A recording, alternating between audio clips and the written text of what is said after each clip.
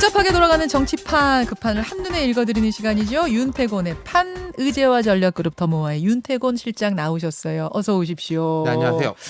아, 오징어 게임 얘기하고 나니까 기분이 확 좋아지네요. 네, 그렇죠. 정치판 얘기는 어떨지. 정치 이야기만 안 하면 뭐 괜찮은 것 같은데 이런 것 같아요. 예. 제 추석 직전에도 정치에 대해 가지고 국민들이 별로 이야기하기 싫어하고 이런 이야기 나오면은 뭐 좋지 않고 거기다가 좋지 않은데 또 반복되는 이야기 좋은 이야기도 계속 들으면 별로 안 좋은데 안 좋은 이야기를 계속 똑같은 내용을 들으니까 좋지 않다 그런 말씀드렸잖아요. 예, 예. 우리 추석 연휴에도 보면은 지금 오징어 게임 이야기도 나왔지만은 뭐 어제 미국 주식 폭락, 아, 맞아. 우크라이나 전쟁의 예. 전황의 변화라든지 예. 이런 부분에 훨씬 더 관심이 많이 쏠리고 있단 말인 거죠. 그러니까 누구 유불리를 떠나가지고 그냥 관심도가 낮아지고 있는 것 같아요. 정치에 대한 예. 관심도가 낮아지고 당장 뭐 있다. 선거가 있는 것도 아니고 아. 거기다가 예. 아, 당장 선거가 없다는 것도 그렇네요. 그럼요. 예. 그럼에도 불구하고 우리는 판을 읽어야 합니다. 예, 예. 그럼에도 불구하고 읽어봅니다. 우선 우리 연휴 기간 동안 서거한 엘리자베스 2세 여왕의 장례식이 지금 뭐 추모 기간이 네. 진행되고 있고 그 장례식 참석차 대통령 내외가 18일에 출국하는 큰 이슈가 하나 네. 있잖아요. 각국 정상들이 많이 참석하는 자리라서 뭐 참석 자체에는 별 논란이 없는데 김건희 여사 동행을 놓고는 민주당 고민정 의원 같은 경우에는 가서 또 뭐 논란 사고 일으키는 거 아니냐, 이제 가지 마셔라 이렇게 얘기를 했고, 그 외에 다른 평론가들 분들 중에서도 정무적으로 봤을 때 이게 좋은 선택은 아니었다라는 이런 또 평가도 있고, 어떻게 보세요, 실장님은? 그럼 뭐 양면적인 게 있겠죠. 예를 들어서 안 가면은 역시 봐라. 아. 이게 쫄려가지고 못 가는 거 아니냐. 또 그런 공세가 있을 수도 있는 거 아니겠습니까? 계속 이제 있어라라는 식으로. 그러니까 그 고민 중에서 결정을 한 것 같은데 존재감을 별로 안 높이는 게 좋겠죠. 그리고 이번 일정이 뭐 이렇게 우리가 주빈으로 가는 게 아니잖아요. 그렇죠. 뭐 미국, 일본 뭐 전부 거의 전 세계 주요 정상들 다 모이는 자리고 국제 회의보다도 말하자면은 뭐 윤 대통령이 잘하고 못하고를 떠나가지고 우리 대한민국 정상의 비중은 매우 낮을 거란 말인 거죠. 그런데 이제 양면적인 게 그런 부분에서는 오히려 잘못하는 거는 튈 수가 있어요. 장례식에 가서 뭘 되게 잘한다라는 건 있기가 어렵지 않습니까? 그렇죠. 예. 장례식 근데 가서. 잘못하는 거는 튈 수가 있으니까 금방 눈에 띈다는 예, 거죠. 그 부분에 대해서는 뭐 조심하지 않겠어요? 굉장히 예. 신중하게 해야 되는 것 같아요. 네. 아니, 김건희 여사 특검법까지 지금 발의가 된 상태라 안 갔었으면 어떻겠냐, 정무적으로 판단할 때. 그거는 또 그렇게 됐어도 또 그러니까 무슨 말이 그건 이제 나왔을 뭐 거다? 선택의 문제일 것 같아요. 네. 그러니까 반대로 생각하면 특검법 발의하니까 족쇄 딱 채워가지고 이제 꼼짝도 못하게 만들었다. 뭐 이런 식의 기세를 올릴 수도 있으니까. 예. 가되 굉장히 조심스럽고 눈에 안 띄는 행보. 그렇죠. 요 정도. 그러니까 이거 조금 더 제가 확장시켜서 말씀드리면은 네. 아까 이번 연휴 기간 동안에 정치 이슈보다는 다른 이슈들, 국제 이슈 뭐 이런 것들이 더 올라온다라고 말씀드렸지 않습니까? 네. 거기서 이렇게 볼 수도 있는 거예요. 대통령 출국을 하면은 그 장례식이 있고 유엔 총회 기조 연설이 있고 맞습니다. 캐나다 방문이 있는 것인데 네. 지금 국제적인 정세 변화라는 거, 경제 부분, 안보의 부분, 또 북한이 이제 핵실험 뭐 코앞에 두고 있고 핵무기에 대해 가지고 그 사용의 문턱을 낮춘다 이렇게 압박을 엄청나게 놓고 있잖아요. 근데 이제 이런 것도 있는 것 같아요. 우리가 북한이 그렇게 말하는 것보다 미국 주식 시장에 대해서 반응도가 훨씬 더 높지 않습니까? 그렇죠. 예. 이런 부분들은 어떻게 보면은 국내 정치의 여야 대립보다는 정부가 어떻게 대응하느냐 부분이란 말이에요. 그러니까 대통령실 입장에서 보면은 네. 제가 볼 때 양날의 칼이에요. 아하. 득점을 하면은 아무리 야당이 발목 잡더라도 이렇게 뚜벅뚜벅 나간다 이렇게 말이 되는 것이고 이건 절대평가의 영역이거든요. 그렇죠. 근데 만약에 여기서도 잘못하면은 국내 정쟁이야 그렇다 치더라도 여기서도 이런 이랬어? 것도 잘못하냐라고 그럴 수 하면 있다. 되게 어려운 상황에 처할 거예요. 이번 순방에서 뭔가 좀 결실이 있어야 되네요. 그러니까 이 순방에서 뭔가 딱 나온다라기보다 예. 흐름을 이어가는 예, 것들이 예. 중요하다는 거죠. 미국 대통령 만나고 뭐 일본 총리 또 캐나다 가서 뭐 이야기 풀어가는 것에서 그러니까요. 대단한 결실은 아니어도 절대 실수가 나면 안 된다. 네. 이런 말씀. 이런 가운데 민주당에서는 이제 특검법을 발의를 하고 이걸 추진해 나가는데 집중하고 있습니다. 어제도 소개를 드렸습니다만 SBS 의뢰로 넥스트 리서치가 891 조사한 결과를 보면은 김건희 여사 특검 또 이재명 대표 수사 모두 다 국민들한테 50% 그러니까요. 이상 지지를 받고 예. 있어요. 국민들은 다 하라는 거예요. 그러니까 이런 거 아니겠어요? 뭐 사실은 여야 양쪽에서 물타기가 좀 있지 않습니까? 정치적으로 보면은 자기들이 불리한 거 나오면 아니 저쪽 보세요. 네. 라고 이야기하고 이쪽에서 나오면 저쪽 보세요라고 이야기. 그리고 필요한 하잖아요. 여론조사만 갖다 써요. 그러니까. 근데 각정당은. 이게 너가 문제가 있으니까 우리는 괜찮아라고 주장을 하지만 국민들이 볼 때 둘 다 문제가 있어라는 걸로 가는 거잖아요. 그러니까 크게 이렇게 물타기에서 소기의 성과를 거두지 못한다. 거기다가 방어용이라면 그나마 괜찮겠지만은 이걸 가지고 뭔가 득점하기는 쉽지 않을 거다. 그래서 지금 민주당이 하는 이제 특검의 이슈에 대한 것도 당장 특검을 한다라기보다는 그런 이제 방어막을 쳐놓고 그때 제가 말씀드렸지만은 쭉 깔아놓는 거죠. 예. 방어막을. 그렇죠. 그러니까 진짜로 이거를 무슨 일이 있어도 기필코 성사 이런 느낌보다는 방어막에 대한 느낌. 그리고 예. 앞으로 만약에 뭔가 진척되는 게 있다면 예. 미리 준비를 해놨으니까 빨리빨리 나갈 수 있겠죠. 그 사실은 이제 이 법안을 추진하는 데 있어서 최대 키를 준 사람이 시대전환 조정훈 의원이 됐어요. 네. 패스트트랙으로 이 안건을 넘겨야 하는데 민주당 입장에서는 근데 그러려면은 조정훈 의원이 동의를 해줘야만 패스트트랙으로 몇 가는 가지 상황. 이제 기시감이 있죠. 검수완박대 양향자 의원이 예. 이렇게 하다가 자기 뜻을 밝히니까 이 사보임 해버려가지고 양향자 의원을 빼고 민주당에 넣었다 그것도 위장 탈당시켜서 해서 되게 여론이 안 좋아졌지 안 않습니까? 좋아졌죠. 그러니까 이 되게 정쟁적인 사안이 매끄럽게 가도 그닥 좋지 않은데 또 무리수를 두게 되면은 더 걸림돌이 생기는 거죠. 그 부분이 하나가 있는 것이고 두 번째로 보면은 조정훈 의원도 그렇고 정의당도 그렇고 정의당도 뭐 최근에 여러 내홍이 많고 여전히 시끄럽지 네. 않습니까? 이런 부분이 있는 것 같아요.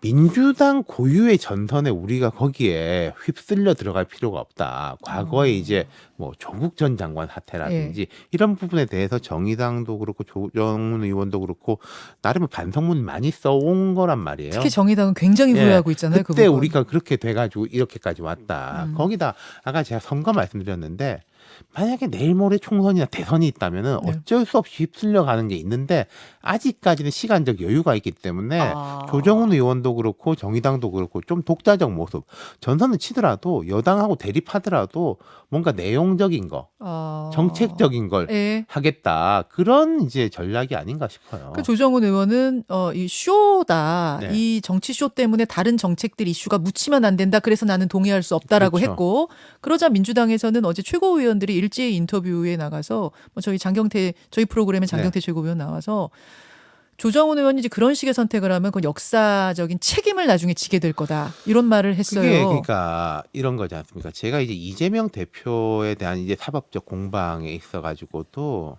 뭐 아니 형평성 논란 같은 거는 좀 국민들한테 먹힐 수도 있을 건데 김대중 전 대통령의 현해탄 뭐 수장 이런 걸 갖다 붙이는 게 과연 그렇게 먹힐까? 그럼 이 이슈에 있어가지고도 사법적인 문제가 있다라고 하는 게 낫겠지.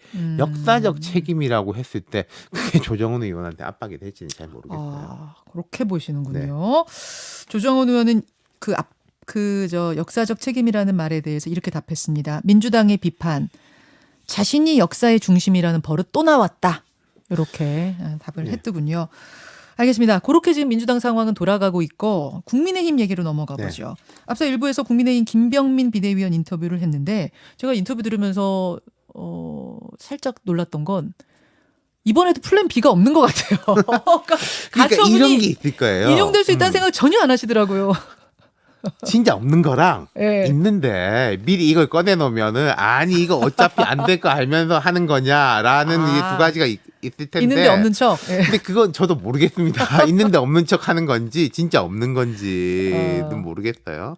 예. 그래요? 근데 딱히 형식적으로 보이는 거는 있는 것 같지가 않은데 근데 이 플랜 B라는 게 우리가 준비한 플랜 B가 있는 거고 뭐 어쩔 수 없이 돌아가는 플랜 B가 있는 거잖아요. 지금 정진석 비대위 이런 게 준비한 플랜 B가 아니라 사실 뭐 어쩔 수 없이 돌아가는 플랜 B인 거잖아요. 그렇죠. 만약에 또 그 국민의힘이 생각하는 거하고 다른 이제 법원의 결정이 난다면은 뭐 또 어쩔 수 없는 플랜 B는 있기야 있겠죠. 원내대표가 새로 생길 거 아니겠습니까? 그렇죠. 그 네. 원내대표 중심으로 뭐가 이제 되는 게 가고 있겠죠. 윤리위에서는 이재명 대표에 대한 추가 징계를 이준석 대표. 이준석 예. 대표에 대한 추가 징계를 하고 이렇게 되면은 뭐 그냥 이렇게 굴러간다라는 시나리오를 가지고 있을 수도 있다. 네. 물론 그렇게 지금 이야기하고 있는 건 이제 없지만. 주도적이고 적극적인 플랜 B가 아니라 조금 수동적인 플랜 B에 가깝겠죠.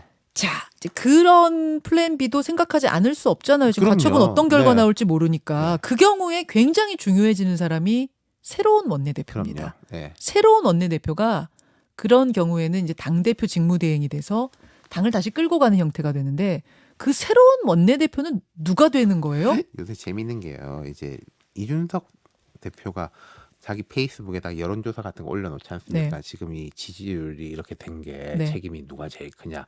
윤리 보시오라고 해서 뭐 1번 윤 대통령, 2번 윤핵관, 3번 이준석 이런 여론조사 결과를 올려놨는데 그 안 올려놓은 게 있어요. 밑에 걸 보면 국민의힘 지지층에서 보면은 1번 이준석, 2번 윤핵관, 3번 윤 대통령인데 네. 여기도 재밌는 게 네. 양쪽에서 다 2번은 윤핵관이에요. 아, 그러네. 그렇잖아요. 2등은 예. 양쪽. 그러니까 뭐 중도층 국민이 볼 때도 니들이 두 번째로 잘못했었고 국민의힘 지지층이 볼 때도 이준석 뭐 너 정말 잘못했었는데 그 니들도 밑에는 정말 잘못했어잖아요. 네. 그럼 그 원내대표의 그런 그 이미지를 가진 분이 나서기는 저는 쉽지 않을 거라고 봐요. 그 제가 말씀드린 게 지금 국민의힘을 보면은 네.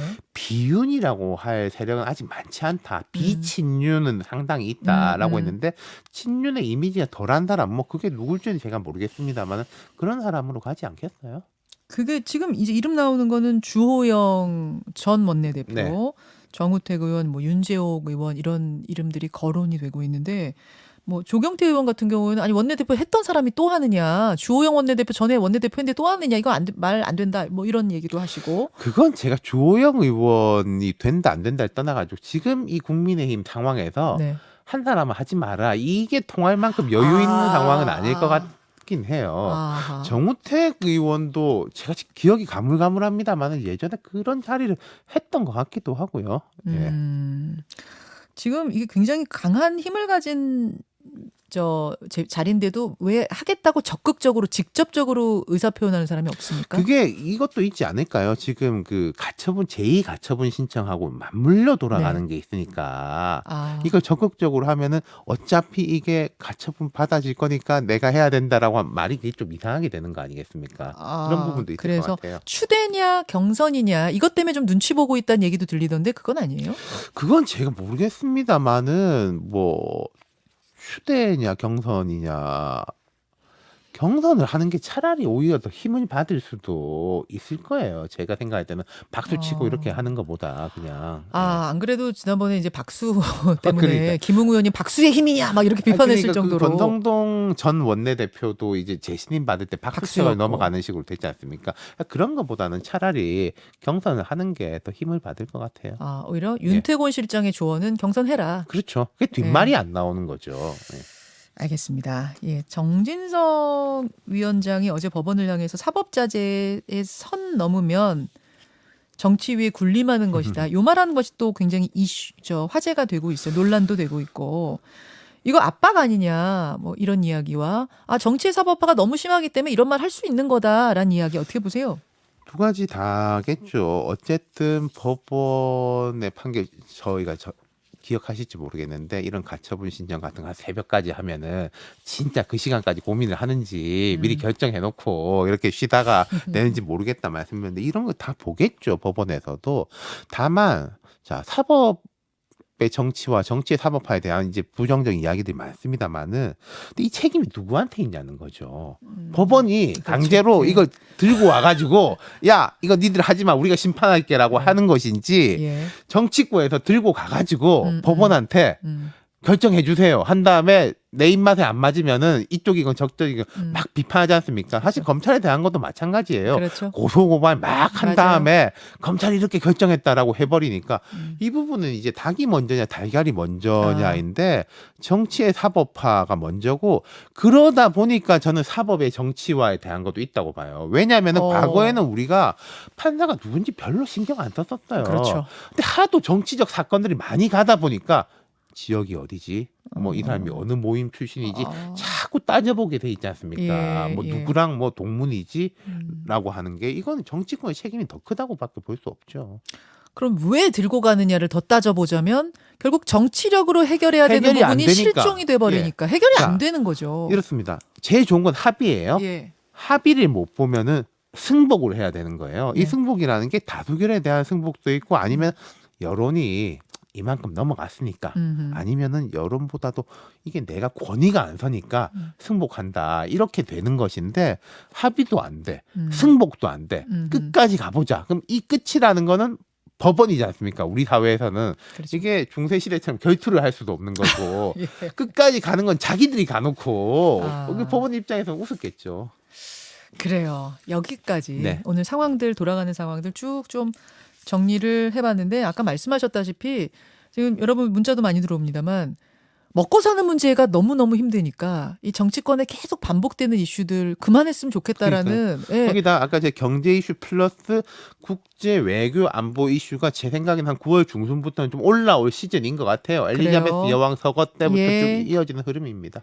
아, 지금 미국 주가가 얼마나 폭락했냐면요. 밤사이에 5% 넘게. 하룻밤에 5%죠. 하룻밤에 5%. 지금 난리가 났습니다. 사실은. 우리 경제 이야기 계속 저희가 틈틈이 해드리고 있습니다만 미국의 물가 너무 오르고 뭐 이런 것들 네. 때문에 결국은 하룻밤 사이에 지금 5% 넘게 폭락한 이런 상황이라는 걸 정치인들도 다시 한번 생각해야 될 것 그러니까요. 같습니다. 여기까지 수고하셨습니다. 감사합니다.